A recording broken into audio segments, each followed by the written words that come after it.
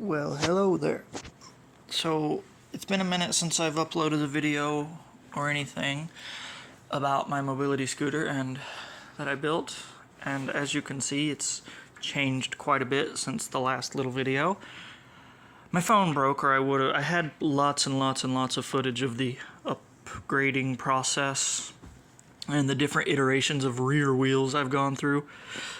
This is like the third set now, technically.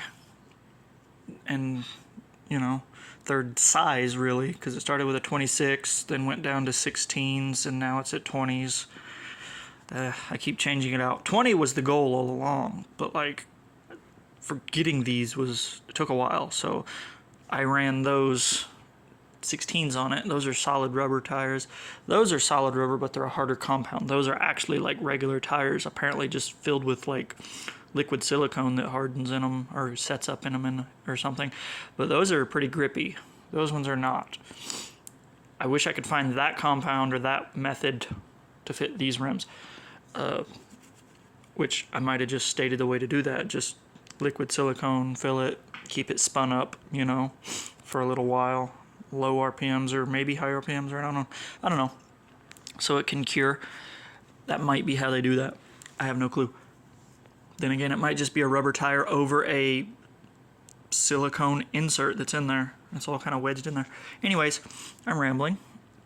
So I have since, added the windshield and a temporary mount for the windshield.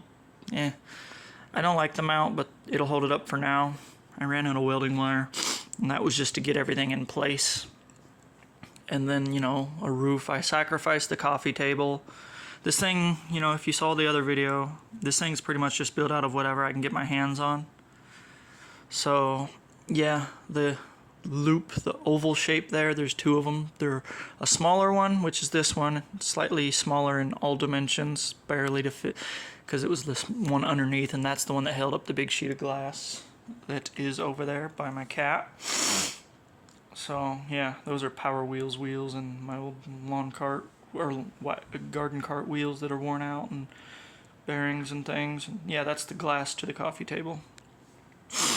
So, and then there's these little supports, and those are off of a bed frame coffee table. That's a flag. The black part is the foam hardwood flooring insulation, which I say hardwood. The paper flooring insulation. I hate that shit. It's so fake and crappy. And then you have to baby it. I hate this crap.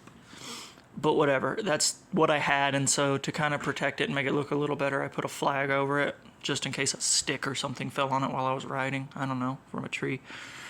But, because it is foam, it's just like, it's kind of like that construction foam paper sheets you can get and cut up and make art, but bigger and just a hair thicker.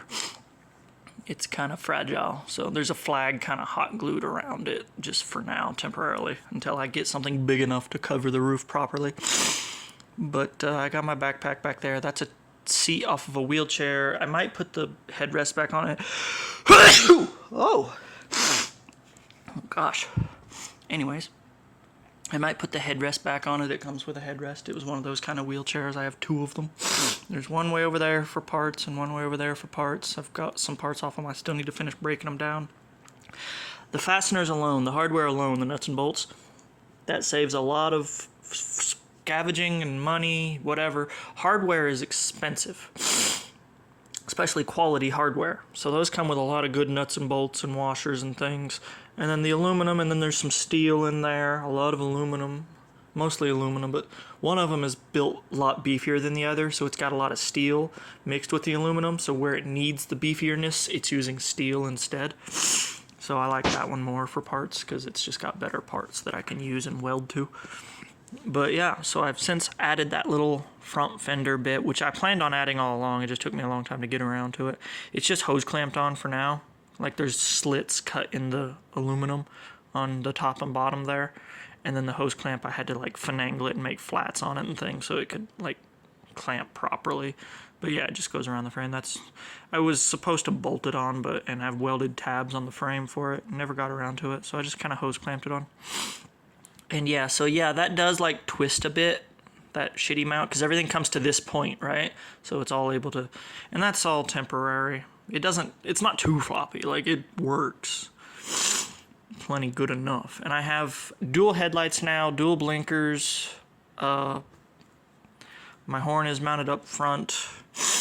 I have blinkers on the rear, running light, and a brake light wired up. I have the disc brake mount welded up. A new one's coming in the mail. Someone helped me to get it. It's a hydraulic set. I'm not sure if it's the right bolt pattern. Hopefully it is. It's made for like the biggest disc you can get, I think, for bicycles, which I don't think I have, but I'm not worried about that. I'm just hoping intuitively that means there's more contact, like a bigger pad goes in it, but it might not. It might just mean the bolt pattern is different or something. We'll see. The people that I got it off of on eBay kept hassling me before they shipped it, saying, oh, could you please send us a photo and the name of the thing you're putting it on and all this. And I'm just like, no, quit. Just send me what I ordered. Stop thinking I'm stupid and just send me what I ordered. They kept refusing to send anything and complaining and saying, oh, we're just trying to make sure we send the right thing. Well, you had options for me to click on. Why have those options for me to click on if you're not going to send what I clicked on? If you're going to whine about it, just shut the fuck up and send what I clicked on, what I ordered. Finally, I told him, I said, my project is custom built. The information you're looking for doesn't exist. There's no make and model to this. Just send me what I fucking ordered. And then they sent it. Sometimes companies are just, they seem sketchy to me, and they lied. I'm pretty sure they lied in their thing. I don't, like, in the upfront information that's in the title and in the pictures, it's an all-in-one brake system, so you don't have to bleed it or do anything.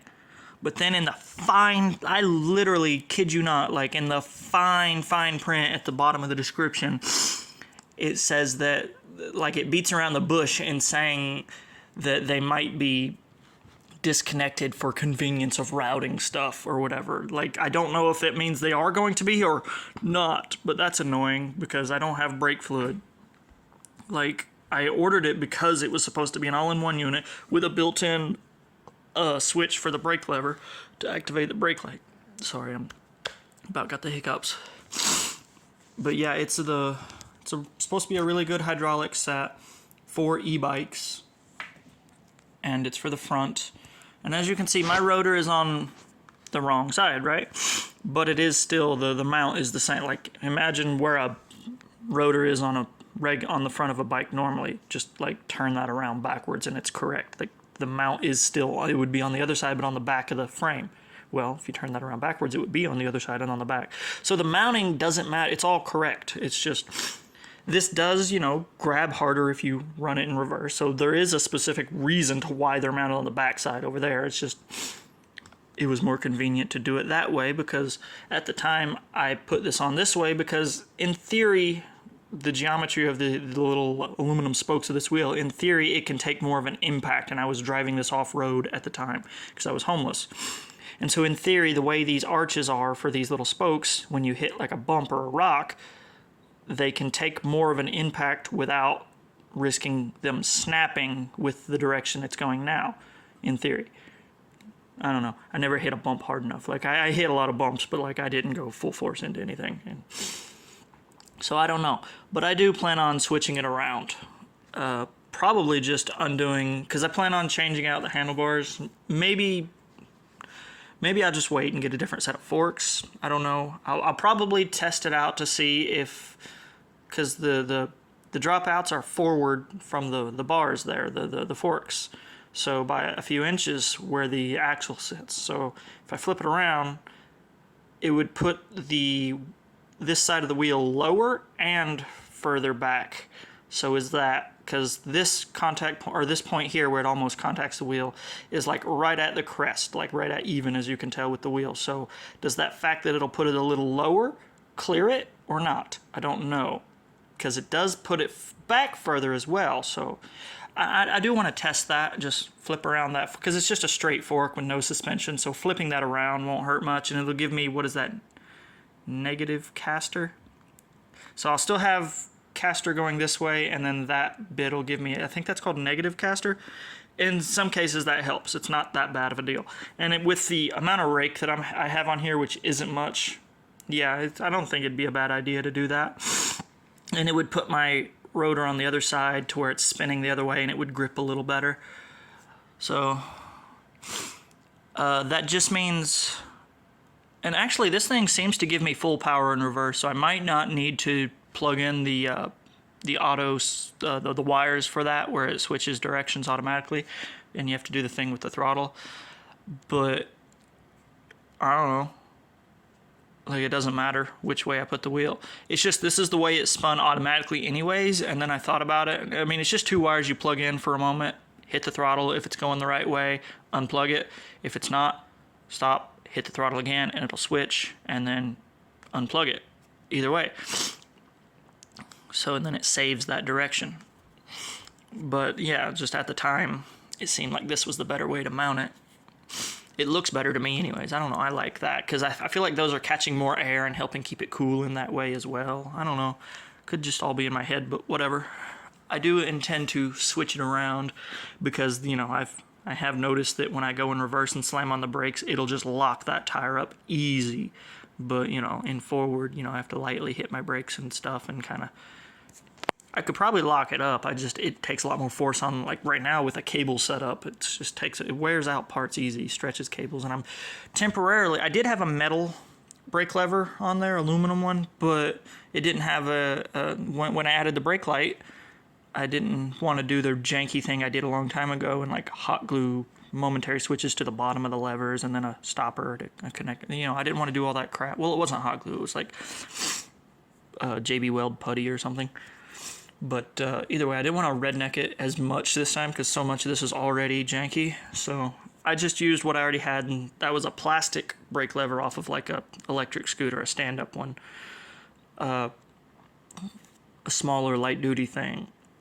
It had the switch built into it for the cutoff. I even have another one with a potentiometer built into the brake lever. So if I can get regen braking, variable regen braking, I have a brake lever for that is metal. That has a potentiometer built into the lever, which is pretty cool.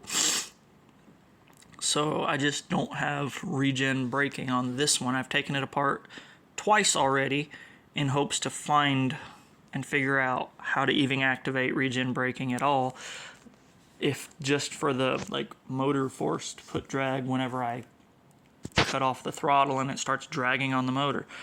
There's nothing built in, nothing hidden there that I can activate or solder up, and nothing. I did shunt it and beef it up. That's probably why I have more force in reverse now, is because I shunted all around the areas where it had, you know, could be thickened up and shunted. I just used solder, just beefy solder. I didn't cut any copper bits or anything. I just beefed it up with solder. It's not the best, but I don't need it to be. I just wanted a little extra torque.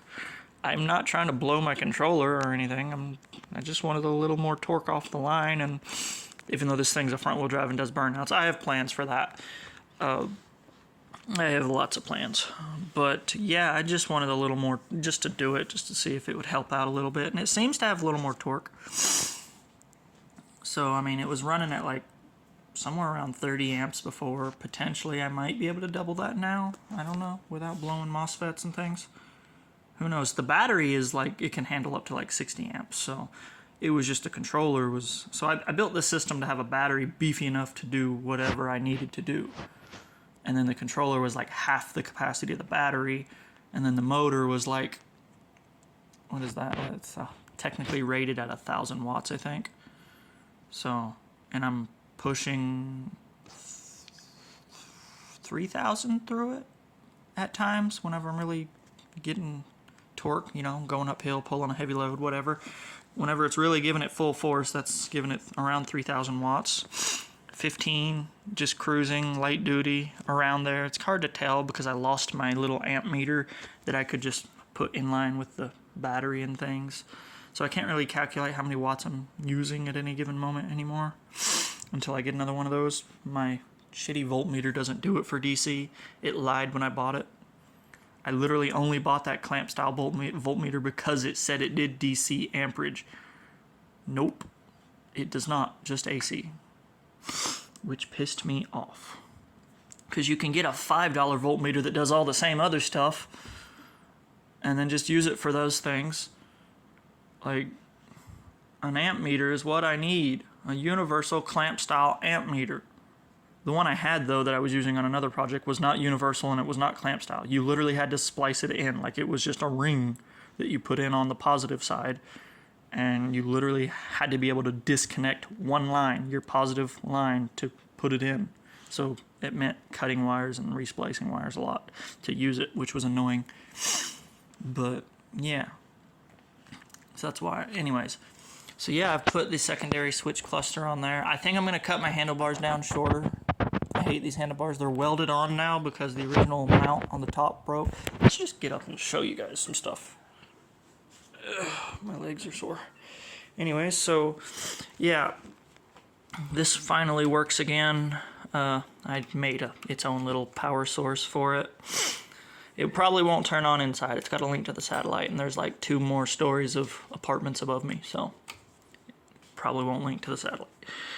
But yeah, so like, it's a clamp just like the aluminum one that was on it, and I designed it to take a bolt and clamp down, but like I couldn't get it to clamp down hard enough because I didn't have any bolts that were strong enough, like high grade enough, that wouldn't just strip the threads out on the nut or bend the bolt. So I got frustrated and like clamped it down a little bit to where it would kind of hold, and then I just started welding the bitch up once it was in position where I liked it.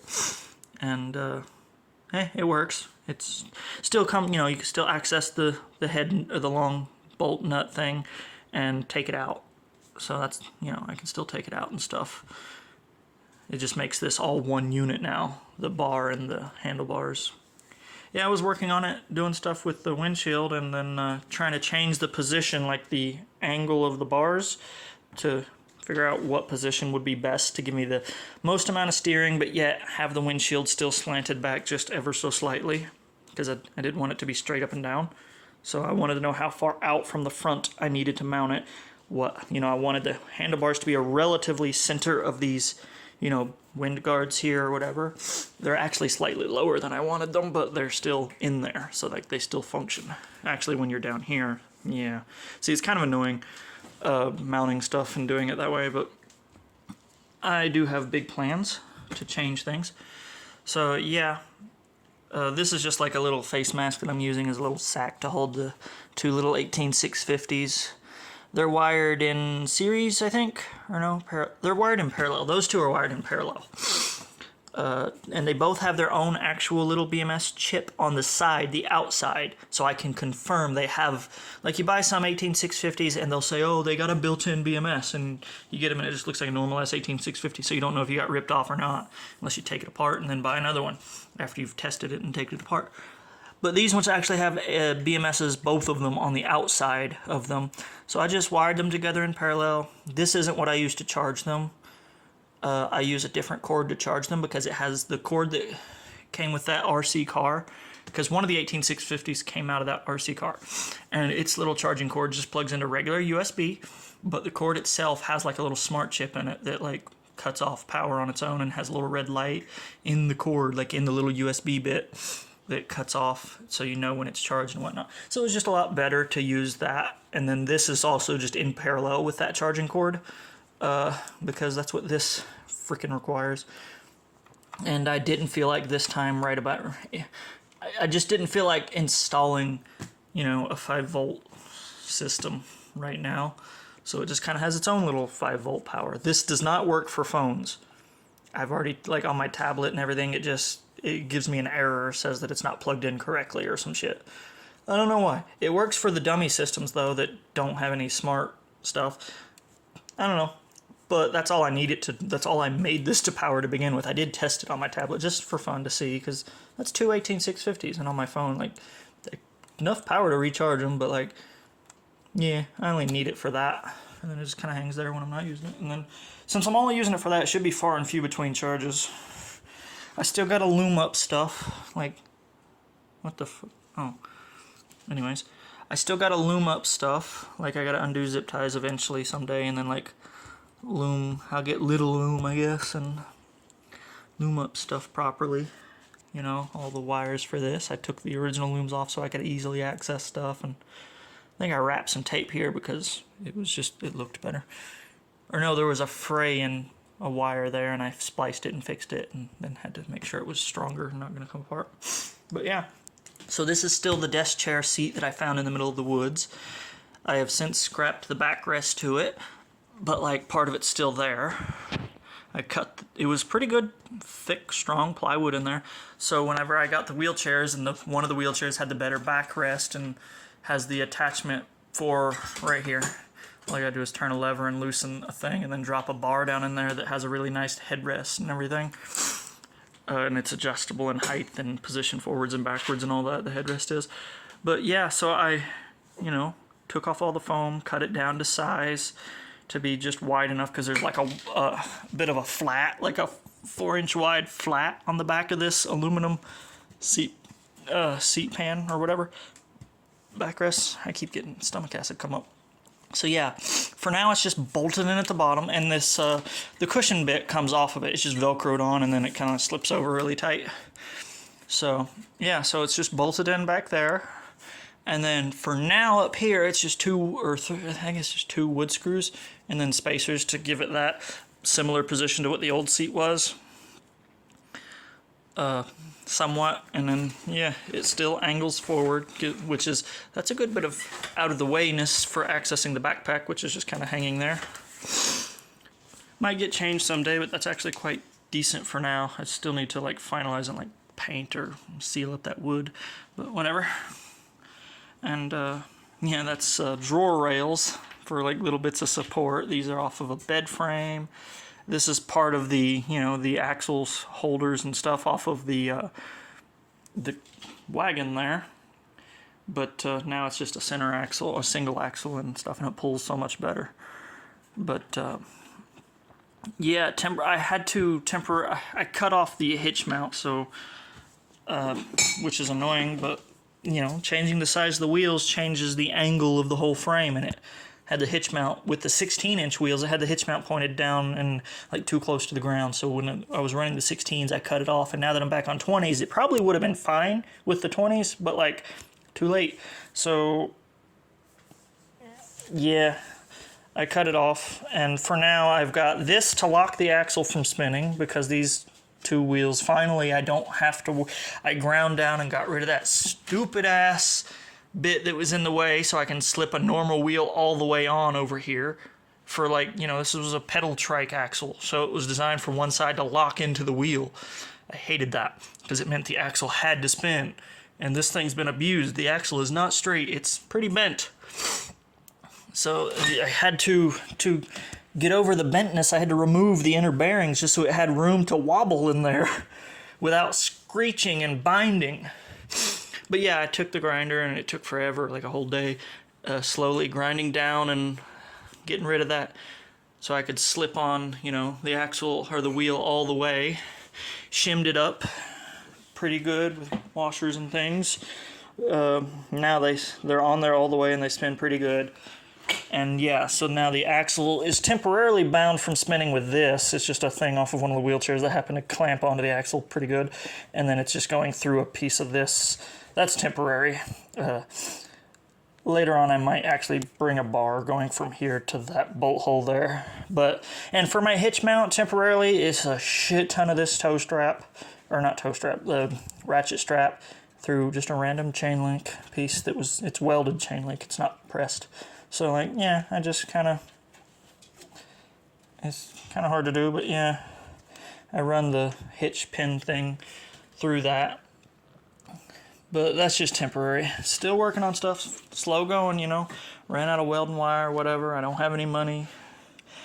I get help with things or whatever. I just scavenge things as I can to make it work. And took forever to make that light set up, because motivation mostly. And depression, whatever. Anyways, so yeah, it's all on its own little copper bar just because that's what I had. I found a piece of plastic that was like literally this wide and thick and sturdy after I made this. And I was kind of annoyed because, you know, copper, I wasted a good bit of copper for this because it was what I had at the time that was best. And then afterwards I found something else that would have been lighter, even better, easier to work with, and still held up just fine. So, whatever. It's not coming off of this. This is a rat's nest of solder and glue. It's all one unit now. It doesn't come apart. Well, I mean, you can... I don't know. It would be a difficult thing to switch out lights if they ever broke. I did it the easy way because it's what I had with what I have. Like, so yeah. And I used phone cord, which I don't recommend using. It's just annoying. For these little lights, yeah, it's thick enough, it's strong enough. There's 4 separate wires in there, 4 separate things. Oh, and that's another thing. All the 12-volt system, body is ground, or frame is ground. So, yeah, I could get away with running just a phone cord with 4 separate wires. So, yeah. And, what else was there? I mean, that's about it. I mean, I have the blinker relay just kind of hanging, well, not hanging, it's on there tight and it's all good, but like it's just on the system there, you know, it turns with it. There's enough slack and everything, nothing's gonna get broken. But yeah, horns up there, you know, it's just kind of clamped on. I need to tune the horn. I've been meaning to. It's got an adjustment screw down here. It's kind of a low tone right now, a little more rattly than I would like. And that's because I think I bent it out of line or something when I curled this mount for it around in a circle so I could clamp it onto this bar. And for now, I did have a wire soldered on here on this side, but then I found this piece of wire that had like 2 of these, 1 on each end, and then this one just happened to fit perfectly. So I just melted down the solder that was on here, the big pool, slipped this on real fast. It's probably soldered on there, I don't know. I don't know if the solder bonded to it or not, but like I got the solder out of the way basically and shoved it on there. And then this side I just kind of crimped until it wedged in there really tightly. Like, oh, really tightly. Yeah, but I might wind up changing that out. Like I said, for everything else, it's all either bolted to a frame, like there's wires under this for the, what is that, for the headlight. There's wires under that for the blinker. But like it's all usually bolted or soldered. Like the rear lights are all soldered, their ground is all soldered to that copper bar. Like there's a hole drilled through the copper bar, wire stuck in it, and then solder potted in there. But the front stuff is all just clamped with the bolts that are near the mounting points. So for this, I just kind of did that for now, which works, the horn works. And that's not, I don't think, what's contributing to the low tone rattliness, because when I stick my finger and kind of manipulate the drum while I'm hitting the horn, I can get it to get the right tone. So I think I just need to adjust it. They are adjustable. I've had to fool with them before. But yeah, so I have 2 new tires coming in the mail, 20 by 2.1 point something, or no, 20 by 2.2, I think, actually. 20 by 2.2. Or something. There's some numbers there, but like they're not the skinny bicycle tires, and they're not this. This is 20 by 3, and as you can see, it's worn out. There's actually 2 tires here. There's another tire inside of this tire with the sidewalls cut out because this is so paper thin, and it actually punctured. So I don't have what I need. So there's the wrong size inner tube in there, which is way too small and overinflated, which is scary. And then another tire, just a standard bike tire with no tread on it. Like it wasn't built with much tread. It's a road tire. So, and then it was used and worn out. So I cut the sidewalls out of it, put it all together. I sprayed a shit ton of soapy water because nothing would expand with each other. Like things were, it's all rubber, you know, 3 different rubber things trying to expand. And things would grip in certain places that wouldn't allow it to be a circle. So I had to spray every inch of it all over and make a mess of soapy water and inflate it and leave it that way and let, like I said, the puncture holes, you could see like soapy water oozing out and whatnot. And then just let it kind of, soapy water does kind of dry up eventually. And with the leak and stuff, I don't know if it's still liquidy in there, but like I have since deflated it a little bit and then reinflated it, and it's fine. It actually expands still, and so it might stay kind of lubed up in there for a little while. Who knows? But yeah, that was necessary to do that so that I have that extra little bit of rubber so that I can not, because I had to make it get by in the meantime till the new tires come in the mail. And for those, I'm just putting the one on there. They came in a pack of 2 for like $30 for e-bike tires. Like supposedly they're decent mountain bike style 20-inch e-bike tires. We'll see. I don't really like regular e-bike tires. This thing was beefy. This is thick rubber, and now that it's wore down though, it sucks. But like, this was beefy in its heyday. This would have been. It wouldn't have been a fit. I would have had to ground out way more and modified way more if this was still good. But that's another thing. I'm looking to get a smaller profile, like top to bottom as well, because I'm going to do in the winter when it's really snowy and they haven't cleaned it and stuff. I'm going to do the zip tie method for, extra traction. I've did the math. I'm going to run about 8 zip ties evenly spaced, and I also ordered some surgical tubing, like for slingshots, that I'm going to try and like have come all the way around, so that because zip ties are just hard plastic. So I'll do the rubber, and that'll give it a deeper, like a paddle kind of thing. We'll see how that works, and do it while the tire's slightly deflated so that you can then inflate it and it really grip. Have to use heavy duty zip ties for that. So we'll see how that goes. Once winter gets here, I'll start doing testing with that. Well, it is winter, but like once I start needing it, because that's not something I want to leave on them all the time, because that'd make for an annoying ride. But in the snow and stuff, that'd be fine. And yeah, these are like garden wheelbarrow wheels or whatever. But they're pretty good. They got the correct bearings in them, not the bearings like what came on that garden cart originally. Those are not made for speed. These are, and I have plenty of extras. It came with extras, and someone helped me to get the right, like these are the ones that someone helped me to get separate, that are closest match to this axle. When they ordered this, it was supposed to come with its own axle. I don't know, something happened and never came with its own axle, so I had to reuse the original axle to the frame. And so yeah, that's why, like, it came with bearings, 2 different sets of bearings, 2 different sizes to fit 2 different axles, and then it came with 1 axle to fit one of those sets of bearings, or it was supposed to come with 1 axle to fit one of those sets of bearings. But then just in case, I asked the person who was helping me if they could help me to order bearings that would probably fit like this, and they did. So I had 3 different sizes bearings, so I had options just in case, and luckily that worked out. So yeah, so these are the solid ones. I don't know, better than nothing. This particular casting is pretty strong, but it doesn't have the valve stem casted into it. A lot of these styles they'll have this kind of tire on it, the hard rubber, but they'll still have a casting for a valve stem somewhere, so you can swap out. So I'm curious to see if this has the bead lock, the little notch for the bead. If there's no casting, it might not have that. I don't know. These might be more basic, and I might not be able to switch over to inflated on the rear. If it has the bead lock, then yeah, I'll just drill the little hole and put the valve stem through it, and it'll be all good. If it doesn't, then nothing I can do. Well, I mean, like I said, I could try to figure out how to get something like what's on those in a larger diameter, and that would be perfect. Be probably hard to get on there. Yeah. Probably very hard to get on there. I don't know. But, oh, and these aren't as hard to get on as you would think. These ones. This type of rubber, like, gets really malleable when you get it hot, like in boiling hot water and stuff.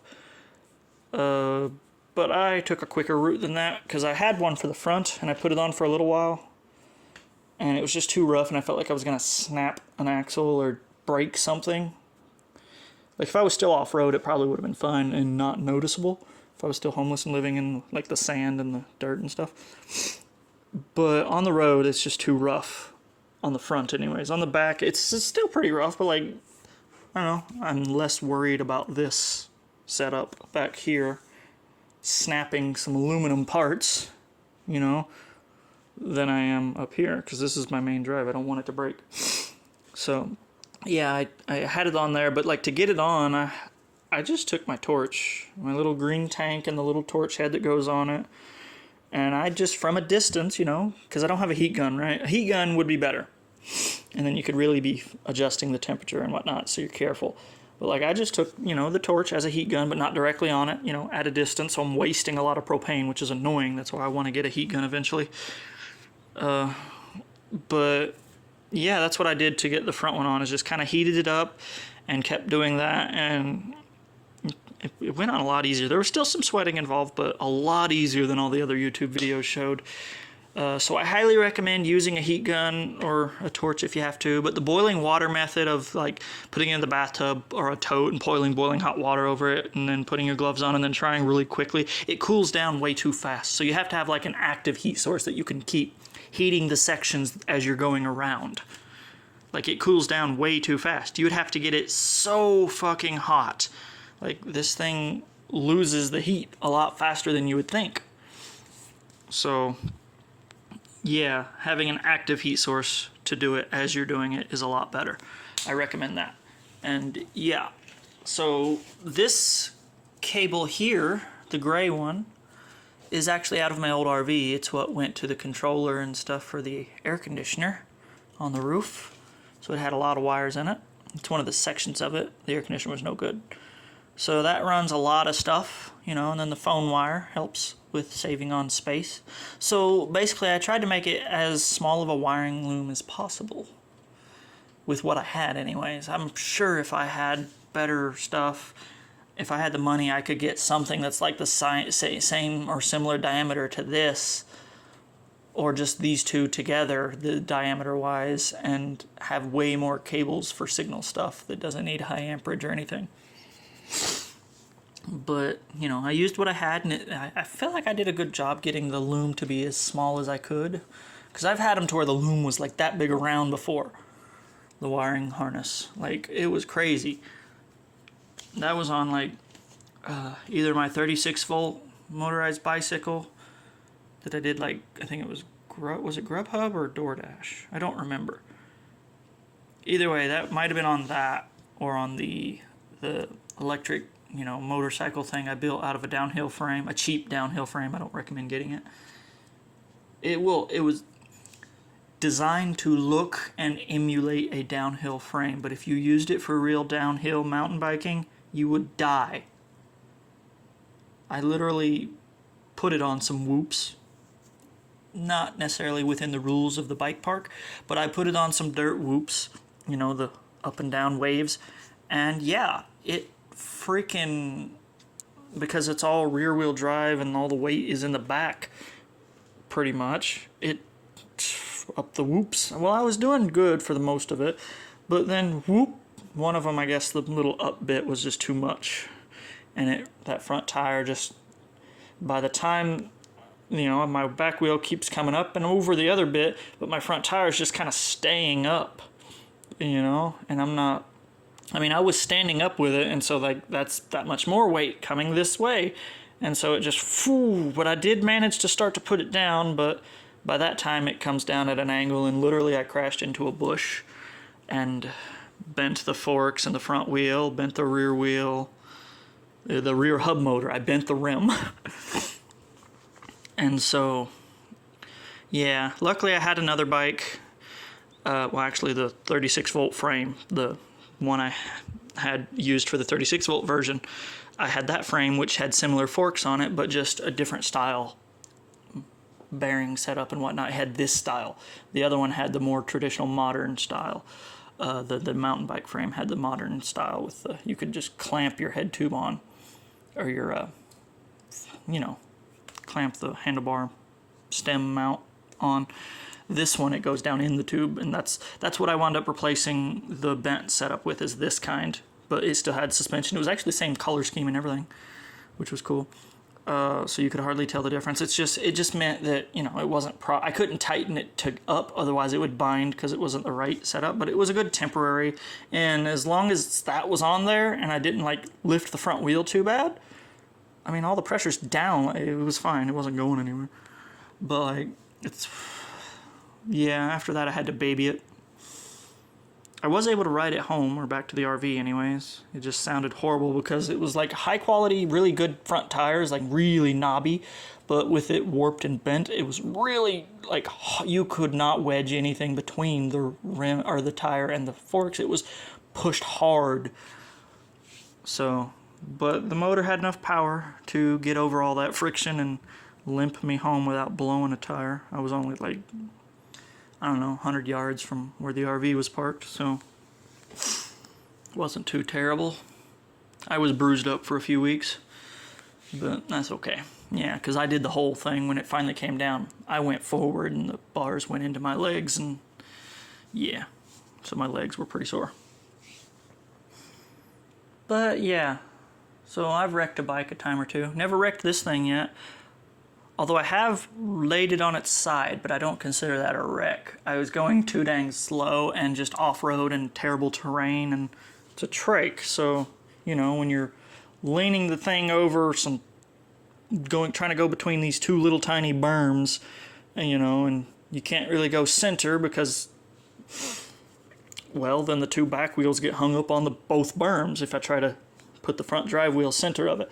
So I've got to like start out center and then crawl up one side and try to angle it. Well, you know, I've rolled it like going a mile an hour doing that. Basically, I just put my leg down on this side, caught it.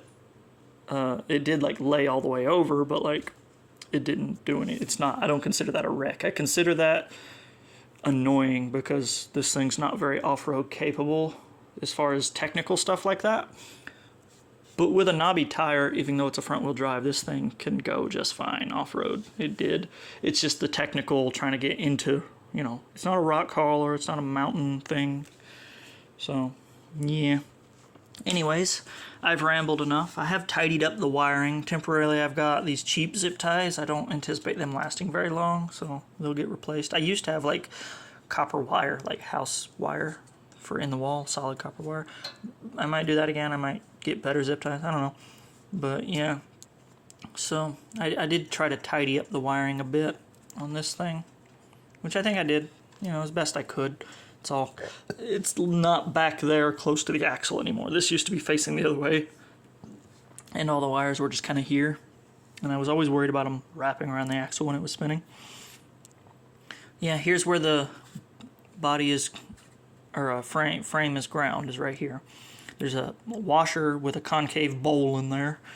This is a thick wire that I was able to like make it into the little circle there, and then stick it down in the bowl, and then the screw, and then the regular washer goes over that and clamps it all in there. So it's not just crushing the wire and then it could potentially come loose. It's like compressing it enough to get the grounding to work, but it's not crushing it. Yeah, if that makes any sense. Although it is crushing it on the other ones, which is annoying, but like it is what it is for now. So like all of these are like pretty much crushing the wire, which I don't like, but like it's what I had to do for now. But for this one, for the main like ground feed, this is more permanent. So yeah, and then the battery. I do want to eventually swap out these connectors to better, beefier connectors. But that's pretty much it. I'm gonna do some work on it later, maybe, I don't know. I do plan on adding a body and sides, so we will see. That's all.